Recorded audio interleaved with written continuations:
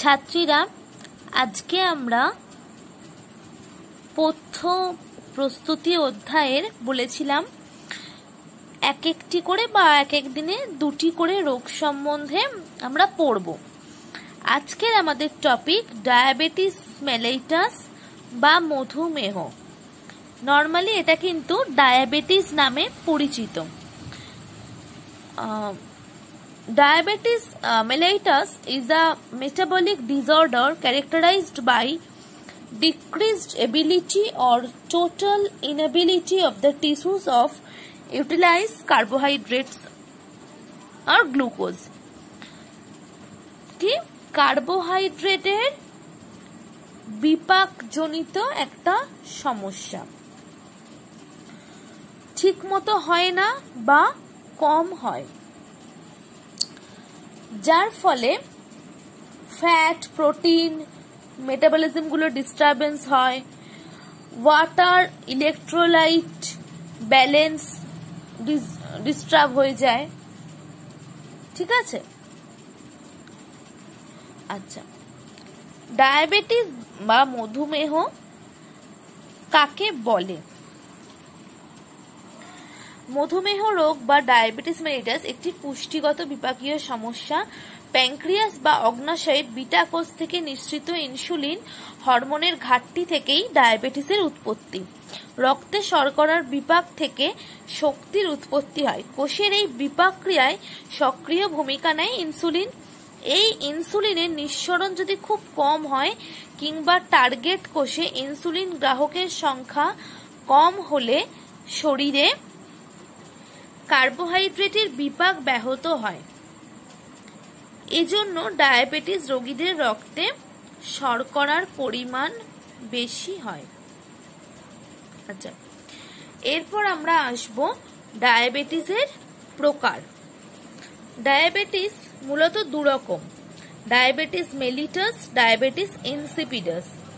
Mellitus কে চারটে ভাগে ভাগ করা যায়: টাইপ 1 বা ইনসুলিন নির্ভর, টাইপ 2 ইনসুলিন নিরপেক্ষ, অপুষ্টিজনিত, আর গর্ভাবস্থায়। ঠিক আছে, গর্ভাবস্থা থেকে আমি শুরু করছি বলা। গর্ভাবস্থায় মানে সাধারণত প্রেগনেন্ট হলে তারপরে দেখা যায় এবং তারপর আবার ঠিক হয়েও যায়। এটা 100 জনের মধ্যে একজন মহিলার হয়, খুব রেয়ার কেস। অপুষ্টিজনিত কিরকম হয়?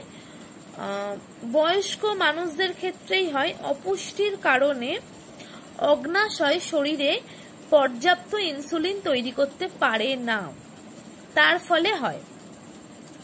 এরপর আসছে টাইপ 2। টাইপ 2 না, সাধারণত এটাই হচ্ছে বেশি, 90% রোগীদের হয়। পর্যাপ্ত পরিমাণে ইনসুলিন উৎপন্ন হয় কিন্তু শরীরে কাজে লাগতে পারে না। সাধারণত ওবেসিটিকে এটার জন্য দায়ী করা হয়। টাইপ 1 5% এই ধরনের রোগী আছে। ন্যাচারালি শিশু বয়স বা কিশোর এজে যেটা হয় এটাই হয়। ইনসুলিন নিঃসরণে অগ্ন্যাশয় গ্রন্থির অক্ষমতা দেখা দিলে তখন এইটা হয়।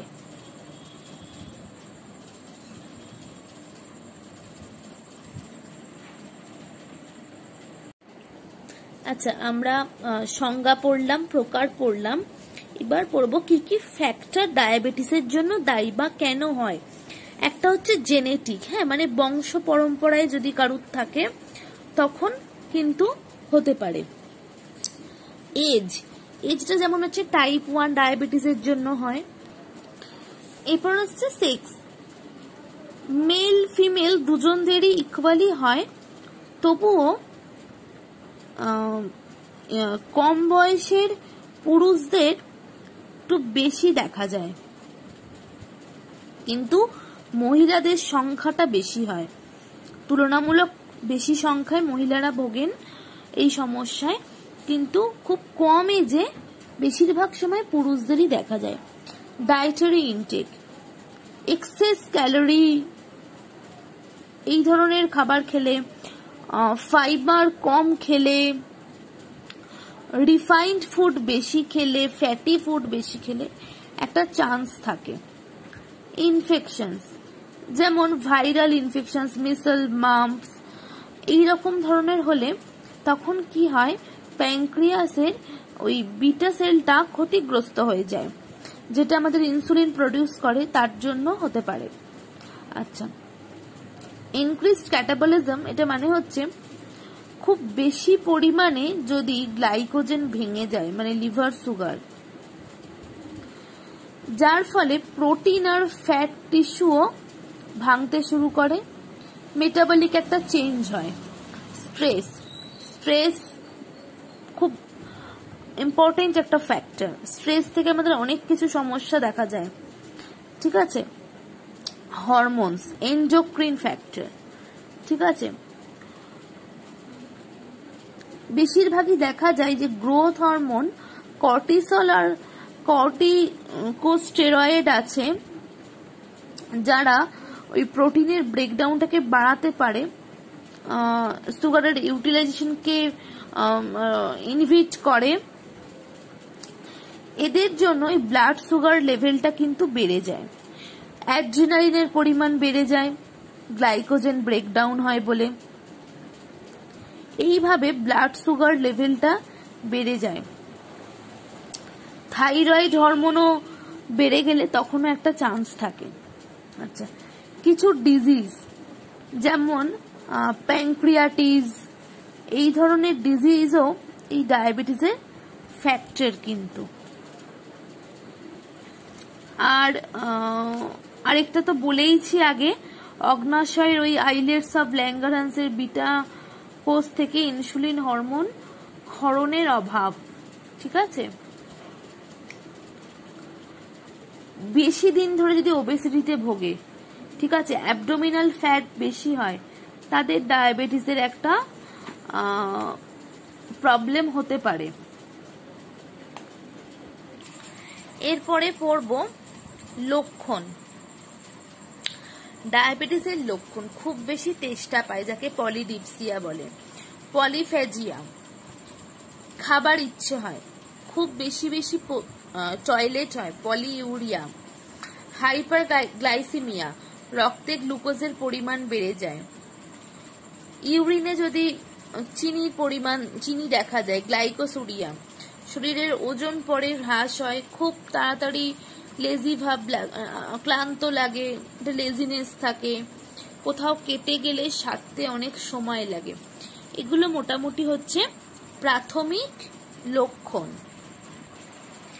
এরপর আমরা দেখব নর্মাল কিরকম ব্লাড গ্লুকোজ লেভেল থাকা উচিত বা ডায়াবেটিস হলে কিরকম হয়। আমাদের সুগার টেস্ট করতে দেয়, হ্যাঁ। Fasting, post prandial. ফাস্টিং মানে খালি পেটে, এমটি স্টমাক, অর্থাৎ শেষ খাবার 12 ঘন্টা পর। 12 ঘন্টা ঠিক হয় না, তবে 10 ঘন্টা হলেও হয়। পোস্ট প্র্যান্ডিয়াল খাবার 2 ঘন্টা পরে। কত থাকা উচিত? পার 100 ml ভলিউমে 80 to 100 mg, and 100 ml A পিপিতে 100 to 120। আচ্ছা, প্রি ডায়াবেটিক মানুষ যাদের হওয়ার সম্ভাবনা আছে, তাদের কিন্তু ফাস্টিংটা এই 100, জাস্ট 100 ক্রস করে, জাস্ট 100 এর একটু পরে কিন্তু 110 এর মিডলের মধ্যে থাকে। আর খাবার খাওয়ার পরে তখন সেটা এরকম হয়ে যায়, এই 140, 150 এইরকম থাকে, ঠিক আছে। আচ্ছা, যাদের ডায়াবেটিস হলো কি করে বোঝা যায় একদম ডায়াবেটিক পেশেন্ট? ফাস্টিং টেস্টে আসবে ব্লাড গ্লুকোজ লেভেল 115 to 125/30, আর খাওয়ার পরে আসবে অলমোস্ট 200। এটা হচ্ছে হাই, অনেক বেশি পরিমাণ। ফাস্টিংই চলে আসে 150-60, ঠিক আছে। আর খাবার গ্লুকোজ মানে বলা আছে এখানে এমনি খাবার খাওয়ার পর হয়, ঠিক আছে।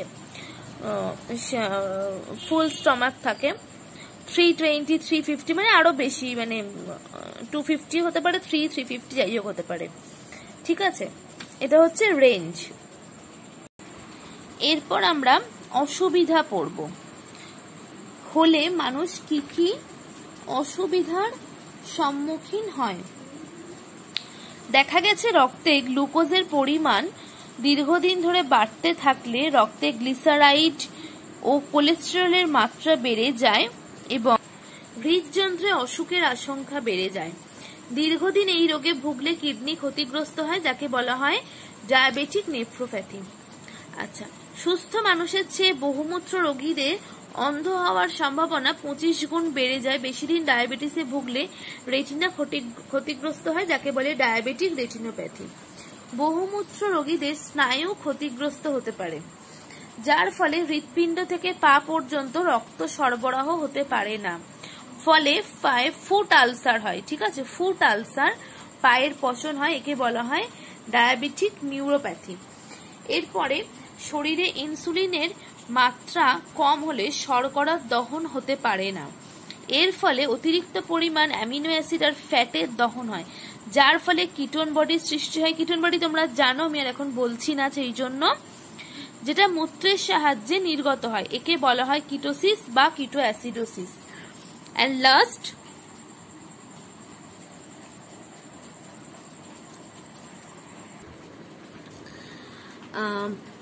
কার্ডিওভাস্কুলার ডিজিজ হয়, যেটা হচ্ছে করোনারি হৃদরোগের সম্ভাবনা বেড়ে যায়। অ্যাথেরোস্ক্লেরোসিস হয়, যার ফলে স্ট্রোকের সম্ভাবনা থাকে। আচ্ছা, এরপরে আমরা পড়বো কিভাবে আমরা এটা নিয়ন্ত্রণ করতে পারি বা নিয়ন্ত্রণের জন্য কি কি করা উচিত।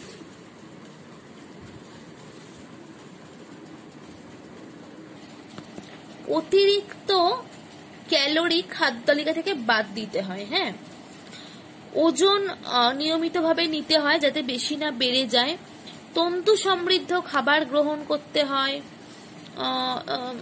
ফল, ছোলা, সবুজ শাক পাতা, এইগুলো যেগুলো উচ্চ গ্লাইসেমিক সূচক যুক্ত খাদ্য সেগুলো বর্জন করতে হয়, যেমন লজেন্স, চিনি, গুড়, চকলেট, অ্যালকোহল, কোল্ড ড্রিঙ্কস ইত্যাদি।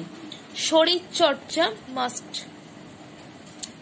শরীর চর্চা করতে হয়, সকালে উঠে মর্নিং ওয়াক করতে হয়। আচ্ছা, বেশি খাওয়া যাবে না, ফিস্টিং, আর উপবাস ফাস্টিং করা চলবে না, অল্প অল্প করে বারে বারে খেতে হবে। মেথি, রসুন যদি প্রতিদিন খাওয়া যায় তাহলে খুব ভালো।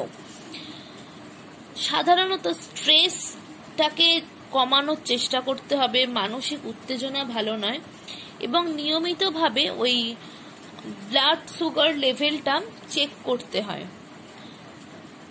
এছাড়া ডক্টরের পরামর্শ তো নিতেই হবে, খাদ্য তালিকা মানতে হবে, ওষুধ খেতে হবে প্রয়োজন, অনেকের অনেক বেশি হলে ইনসুলিন নিতে হয়। তারপরে যদি কেউ ধূমপানের অভ্যাস থাকে কারুর, সেটাকে পরিত্যাগ করতে হয়। সর্বোপরি বলা যেতে পারে সবসময় শরীরটাকে সচল রাখতে হবে এবং মনটা যেন উৎফুল্ল থাকে, মানসিক উৎফুল্লতা থাকে।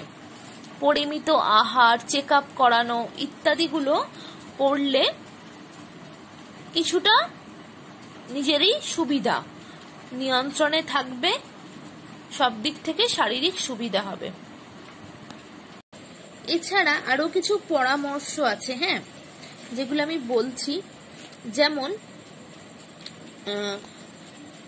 গম, জোয়ার, বাজরা যারা খান, মানে বিভিন্ন অঞ্চলের মানুষ যারা, শ্বেতসার জাতীয় খাদ্য গ্রহণ করা উচিত। আচ্ছা, তারপরে হচ্ছে খিদের জন্য বেশি করে শসা, গাজর এই ধরন বেশি খাওয়া যেতে পারে। টমেটো, স্বল্প ফ্যাটযুক্ত খাবার খেতে হবে, বেশি পরিমাণে ফাইবার খেতে হবে। তারপরে যদি এটা সম্ভব হয় প্রোটিনের পরিমাণ বাড়ানোর জন্য আটার সাথে সয়াবিন বা ছোলার ময়দা মিশিয়ে খাওয়া যেতে পারে, তাহলেও প্রোটিনের পরিমাণটা শরীরে বৃদ্ধি পাবে, মানে খাদ্যের মাধ্যমে প্রোটিন গ্রহণের পরিমাণটা বাড়বে। আচ্ছা, আমরা ডায়াবেটিস এইগুলো পড়লাম। এরপর আমরা পড়বো খাদ্য তালিকার নীতি আর খাদ্য তালিকা। ঠিক আছে, এরপরে আমরা পড়ব গ্রহণীয় আর বর্জনীয় খাদ্য। দেখো, চিনি, গুড় এগুলো কিন্তু একদম খাওয়া চলবে না। Pastry, ice cream, deep fat frying এই ধরনের খাবার খাবো না। খুব অল্প পরিমাণে খেতে পারি পাউরুটি, ডাল, আলু, খুব সামান্য, যদি সেটা অবশ্যই কম থাকে ব্লাড সুগার লেভেল, কচি মাংস, ছোট মাছ, ঠিক আছে, ডিম। আর কোনো বারণ নেই, যত পরিমাণে সবজি, লিফি ভেজিটেবলস খাওয়া যেতে পারে। মশলা অবশ্যই কম, খুব বেশি রিচ না। Soup, vegetable soup, chicken soup এই রকম। আর ডাবল টোন্ড মিল্ক। আচ্ছা, এরপর আমরা দেখব খাদ্য তালিকার নীতি। ডায়াবেটিক পেশেন্টের পুষ্টিগত চাহিদা, খাদ্য নির্বাচনের ক্ষেত্রে রোগীর বয়স, ওজন, উচ্চতা, কিরকম পরিশ্রম করেন সেগুলো সব অনুযায়ী বিবেচনা করে আমাদের একটু সুষম খাদ্য তালিকাটাকে অদল বদল করতে হয়, অর্থাৎ পথ্য প্রস্তুত করতে হয়। আচ্ছা, শক্তি কিরকম ভাবে ধরা হয়? ডায়াবেটিক রোগীর আদর্শ দৈহিক ওজন অপেক্ষা 10% কম ধরে শক্তির চাহিদা গণনা করা হয়। যেমন যদি রোগীর ওজন বেশি হয় তখন কি হবে, per day per KG body ওয়েটের জন্য 20 কিলো ক্যালোরি শক্তি তিনি গ্রহণ করবেন। যদি আইডিয়াল বডি ওয়েট হয় তখন per day per KG body ওয়েটের জন্য 30 কিলো ক্যালোরি গ্রহণ করবেন। এবার যদি আন্ডার ওয়েট হয় তখন সেটা per day per KG body ওয়েটের জন্য 40 কিলো ক্যালোরি করতে পারেন। কার্বোহাইড্রেট পার ডে কিন্তু 40 গ্রাম ফাইবার খেতেই হবে।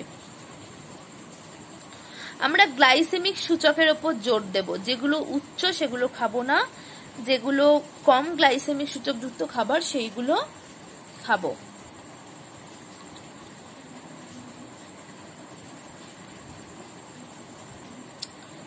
এরপর আসছি প্রোটিন।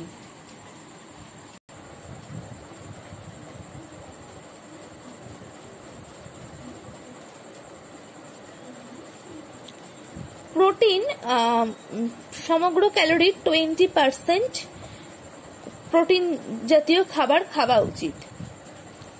অত্যাবশ্যকীয় অ্যামিনো অ্যাসিড গুলো উপযুক্ত মাত্রায় খেতে হবে।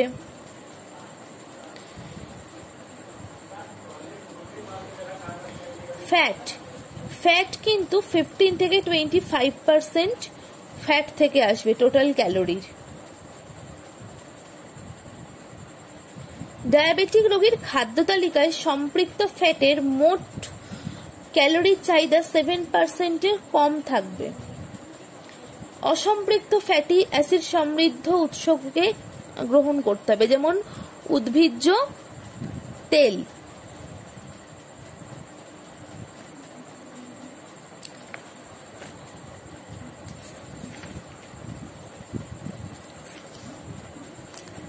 ভিটামিন উপযুক্ত পরিমাণে কিন্তু খেতে হবে। ভিটামিন সি, ই এগুলো খেতে হবে। খনিজ লবণ, টাইপ 2 ডায়াবেটিসে যারা আক্রান্ত হয় তাদেরকে ক্রোমিয়াম খনিজ লবণটা সরবরাহ করা হয়, তাহলে বেটার রেজাল্ট পাওয়া যায়। ম্যাগনেসিয়াম, জিঙ্ক যাতে ঠিকভাবে গ্রহণ করে সেদিকে খেয়াল রাখতে হবে। এছাড়া কিছু কিছু খাবার আছে যারা কোলেস্টেরল ও রক্তের শর্করা কমাতে পারে, যেমন মেথি, কাঁচা হলুদ, রসুন এইগুলো খাদ্য তালিকায় রাখলে কিন্তু আরো বেটার রেজাল্ট পাওয়া যায়। এবং সোডিয়াম নিয়ন্ত্রিত পরিমাণে গ্রহণ করতে হবে। আচ্ছা, এবার আমরা দেখব খাদ্য তালিকা। ধরে নেব যদি একজন ডায়াবেটিস মেলিটাস ব্যক্তির 1500 কিলো ক্যালোরি দরকার হয়, তাহলে কার্বোহাইড্রেট যদি মোট 63% খান তাহলে আমরা সেটা ক্যালকুলেট করে বের করবো। হ্যাঁ, 63/100 × 1500 করে প্রোটিনটা 15/100 into 1500 and fat 22/100 into 1500। এইভাবে আগে আমাদের প্রক্সিমেট প্রিন্সিপাল অফ ফুডটা বের করে নিতে হয়। হ্যাঁ, তারপরে আমরা এই গ্রাম অনুযায়ী আমরা খাবার দিতে পারবো। কার্বোহাইড্রেট 236 বেরোচ্ছে, 1500 কিলো ক্যালোরি ধরা হলে, 56 গ্রাম প্রোটিন, ফ্যাট 37 গ্রাম। এবার দেখো দানা শস্য, নিরামিষাশী, আমিষাশী, ভেজ, নন ভেজ। ডাল আমিষাশীতে কমে যাবে কারণ মাছ আছে। সবুজ শাকসবজির পরিমাণ 100, অন্যান্য সবজি 200, মাখন তোলা দুধ 200, আমিষাশী হলে 100। মাছ, মাংস, ডিম নিরামিষাশী খাচ্ছেন না, ওখানে উনি 60 গ্রাম খাবেন। মূল গন্ধ জাতীয় খাদ্য 50 গ্রাম 50 গ্রাম এবং তেল, ঘি 20 গ্রাম 20 গ্রাম করে গ্রহণ করবেন। এই হচ্ছে খাদ্য তালিকা। এরপরে আসবো মেনু প্ল্যানিং, অর্থাৎ কখন কি খাবেন। সকালে কি খেতে পারেন, 7টার সময় চা বিস্কুট, প্রাতরাশে কি খেতে পারেন, মাঠা তোলা দুধ, রুটি বা পাউরুটি, বেলার দিকে একটা ফল, মধ্যাহ্নভোজে ভাত, একটা রুটি, ডাল, হালকা মাছের ঝোল, একটু স্যালাড, সবুজ শাকসবজি যাতে ফাইবার থাকে। বিকালে হচ্ছে চিনি ছাড়া চা অবশ্যই, বা স্যাকারিন সরবিটল ব্যবহার করা যেতে পারে। স্যান্ডউইচ, এটা যাই হোক কিছু উনি ওনার খেলেন, বা নোনতা সুজি, মিষ্টি সুজি না কিন্তু। রাতে আবার ওই স্টু, স্যালাড, রুটি, এরকম সয়াবিনের আটা মেশালে কি হয়, প্রোটিনটা বেড়ে যায়। ঠিক আছে। আর দুধ আবার দেওয়া যেতে পারে রাত্রিবেলা 10টার সময়, মাঠা তোলা দুধ। এই হলো মেনু প্ল্যানিং। আমরা আজকে ডায়াবেটিস নিয়ে শুধু আলোচনা করলাম, পরের দিন আবার একটা অন্য টপিক নিয়ে আলোচনা করব, মানে অন্য রোগ নিয়ে আমরা আলোচনা করব। যা বললাম ভালো করে পড়বে, আশা করি বুঝতে পেরেছো নিশ্চয়ই সব। ঠিক আছে।